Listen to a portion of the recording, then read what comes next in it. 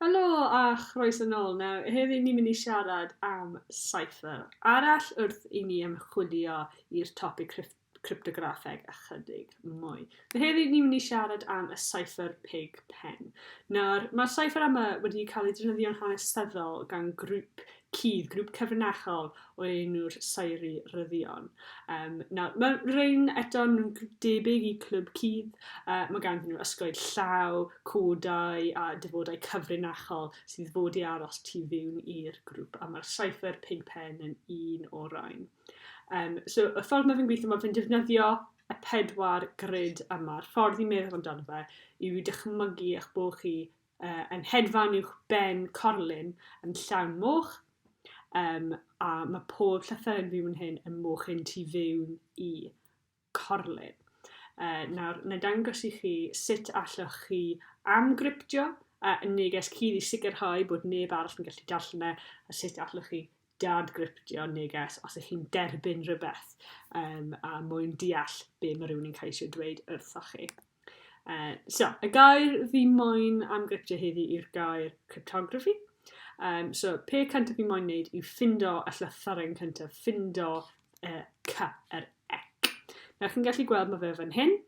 Nawr, beth sydd angen i fi edrych arno yw sharp ein pig pen, sharp y corlyn. So, chi'n gallu gweld mae fe'n mynd i lawr fel hyn ac ar dros. Mae fe'n edrych yn debyg i brif lythyren l. A dyna be fi'n ysgrifennu lawr ar gyfer y c fan hyn. So, di ysgrifennu hwnna lawr. Nawr fi'n moyn r am yr un nesaf, so mae hwnna draw fan yma. Nawr, chi'n gallu gweld yn yr achos yma, mae fe'n mynd i fyny ac ar draws, ond mae hefyd mae dot fan hyn. Ond mae rhaid i ni cynnwys hwnna, so ni'n ysgrifennu fe i lawr yn tebyg i hyn. A nawr ni'n moyn hefyd. Lawr fan hyn, a eto chi'n gallu gweld mae siap bach yn wahanol, mae fe'n edrych fwy fel un pwynt fan hyn. Does dim wir ongl sgwar iddo fo, a ni di ysgrifennu fel lawr fel hyn, pwynt, a hefyd eto mae'r dot fan'na.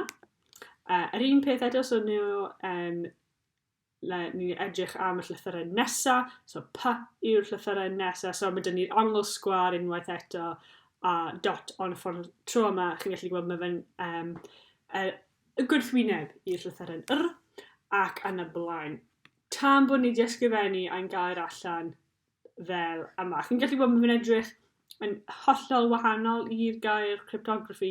Mae fe'n edrych yn wahanol iawn a bydd yn anodd i ddarllen os nad ydych chi wedi gweld y Seiffr yma o'r blaen.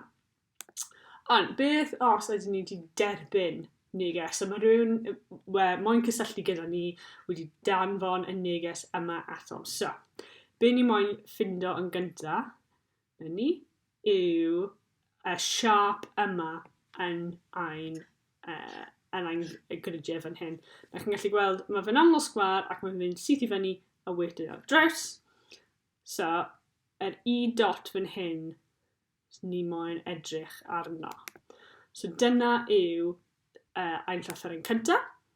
A wedyn, yr un nesaf, mae fe'n edrych yn tebyg i fi fan hyn. So ni moyn edrych lawr fan hyn. Chi'n gallu gweld pa llythyren ydi o? Ie, S fan hyn fel yna. A nawr fan hyn, chi'n gallu gweld mae 2 ochr i hon. So ni moyn edrych fan yma ar y F. A wedyn un arall fan hyn eto, dim ongl sgwar fan'na. So ni moyn edrych ar yr bedol. A llythyren ola, chi'n gallu gweld mae hyn ochrau i gyd, mae fe'n mynd sgwar a mae dot yn ni. Felly rhoi taw yr n yw e. A felly ni wedi dadgryptio a neges. Dadgryptio i dweud is fun.